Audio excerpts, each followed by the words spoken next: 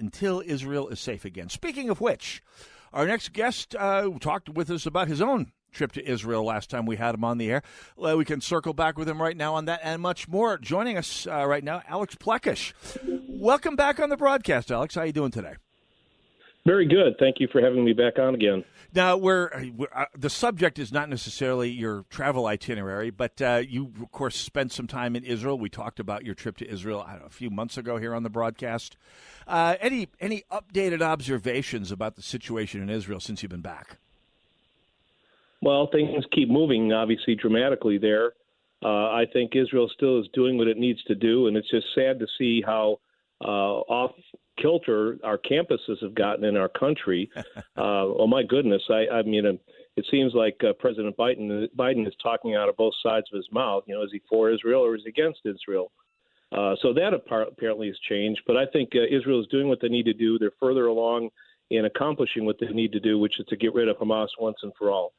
By the way, you are a veteran, I believe, as I recall, of the U.S. Marine Corps. As I recall, in the Marines, when you are considering someone attacking you, doctrine in the U.S. military, especially the Marine Corps, is to hunker down and only defend yourself. Never, ever, ever preempt the enemy's attack by going and hitting them first and hardest, or at least threatening to do so they never, ever, ever bother hitting you. That never crosses a Marine's mind, does it, Alex Plechash?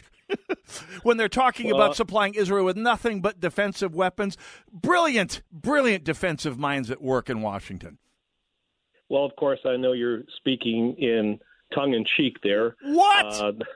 Yeah, the Marine Corps is not known for being hunkering down and defensive. We're always on the offensive. Marines tend to run toward the sound of gunfire, not away from it. Yeah. So, And of course, the nice thing about being on the attack is you choose where the battle happens and who shows up for it, which is something President Potato seems to have never learned in all of his years as a foreign policy expert. By the way, you're also you haven't put away your suitcases. You are on your way to yet another vacation destination in coming weeks, Alex Plechash. What's on the itinerary? Yeah, I had to retire from the Marine Corps to end up going into combat zone. So, I was in a combat zone in Israel in November. And next month I will be in Ukraine, and I'll be right there in the combat zone. In fact, when I cross the border into Ukraine from Poland, where I'll be flying into, the few of us that are going are actually going to be outfitted with body armor for our time there. I'll be there for about 8 days. You need a new travel agent, Alex Plechash.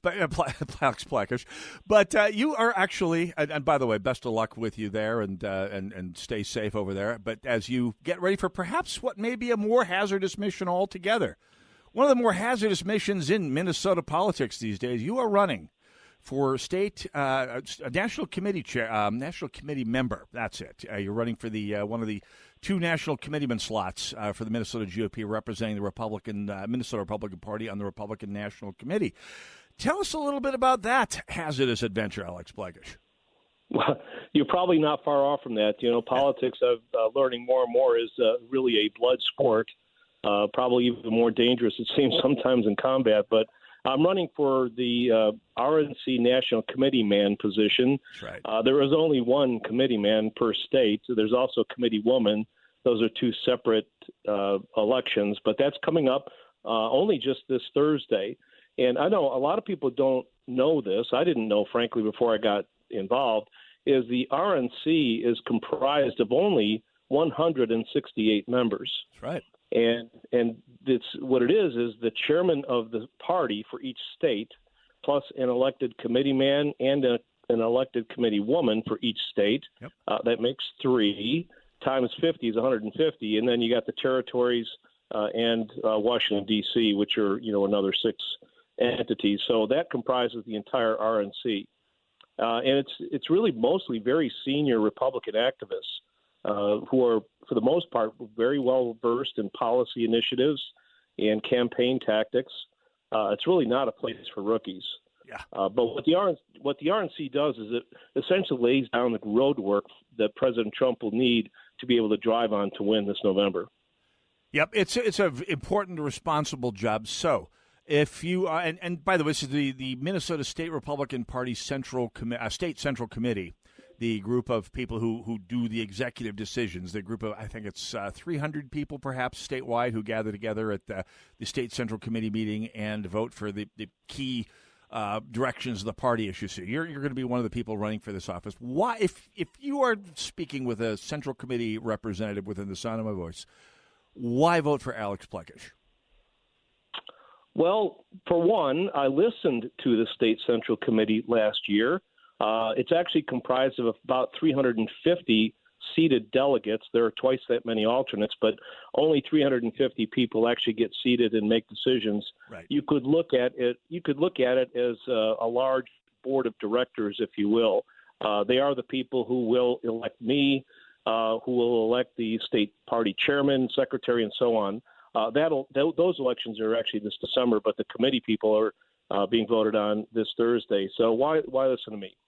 The State Central Committee elected me, 3.5 years ago or so, and we had a potential change in leadership a year and a half ago. And most people would know this. It made news all around the country about, Ronna McDaniel was running for re-election, and some people loved her, some people hated her. For the most part, it was a very contentious race. And of course, being on the RNC, I'm one of the people that makes that decision and casts that vote. Well, I did something novel, and I'm saying that tongue in cheek. And that was to actually reach out to the State Central Committee and ask them what did they think about leadership.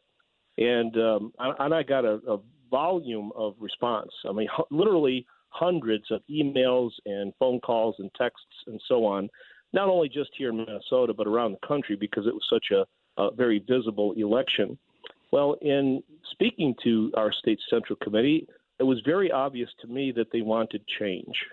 Whether that was to vote for Harmeet Dillon or Mike Lindell in our own home state here, most of the people that I talked to said, make a change, and the great majority of them said support Harmeet Dillon. Well, I got to know Harmeet Dillon, and I knew Ronna McDaniel pretty well, but I voted according to their wishes, and I voted for Harmeet. I was the only member of the Minnesota delegation, by the way, to do so because I listened to the people that actually elected me. Right. But beyond that, as far as, where the rubber meets the road, one of the things I believe is a responsibility of an RNC committee member is to network, gain relationships, and bring resources to bear to the home state. And that's, I think, what I've done. In fact, just about an hour before your show, I sent an email out to the entire State Central delegate alternate list announcing that there will be a town hall meeting on Monday with our new RNC chair, Michael Whatley. He had become a friend of mine over the last few years and have a personal relationship with him. And I asked him last week if he would do that, and he jumped right on it. He's happy to do it. So that'll be on Monday. But the point of me bringing that up is that in that relationship, he's seen what's going on here in Minnesota, what the RNC is now seeing our state as a swing state. That's a pretty key thing. Now that we're considered a swing state, that means that more RNC resources will be brought to bear here, be it staff or financial. And that's obviously to help us win the White House. That is our driving force. But when that happens, it has the down ballot effect as well for all the other people running down ballot. In addition to that, I've developed something that I've dubbed the 1776 Club.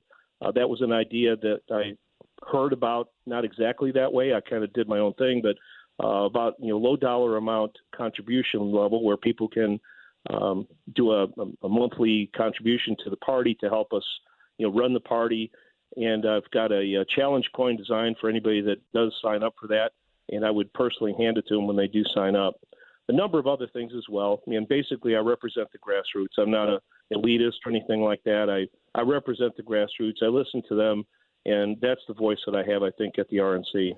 Excellent. Alex Plechash, if someone is a Central Committee person and you want to find out more about you or why they should vote for you, any place they can go to find out more? Well, it's easy. AlexPlechash.com. That's AlexPlechash,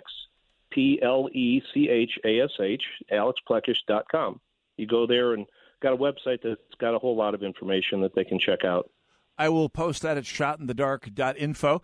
Best of luck at State Central, Alex Plechash. And by the way, when are you heading out for Ukraine if all goes well here? We leave on June 11th, and the group gets back to Krakow, Poland on June 19th. But I'm actually splitting away from the group at that point. 3 of them are coming back here, but I'll be heading into, believe it or not, Russia. Planning to go to Russia, Lithuania, Latvia, Estonia, and Finland, and do some of my super secret stuff before I come back. But after I get back, I'd be happy to talk about it. Absolutely. That'd be fantastic. And by the way, it sounds like it's going to be a great vacation after the state convention. It'll be nice. By the way, don't forget your body armor when you come to the state convention. It should be a doozy. Anyway, Alex Plechash, thank you very much for joining us today. Looking forward to hearing the travel log when you get back. And stay safe out there at all of your various out theres. Talk to you soon, Alex. Okay, thanks again for having me on. Take care. Absolutely. Northern Alliance Radio Network, AM 1280, the page.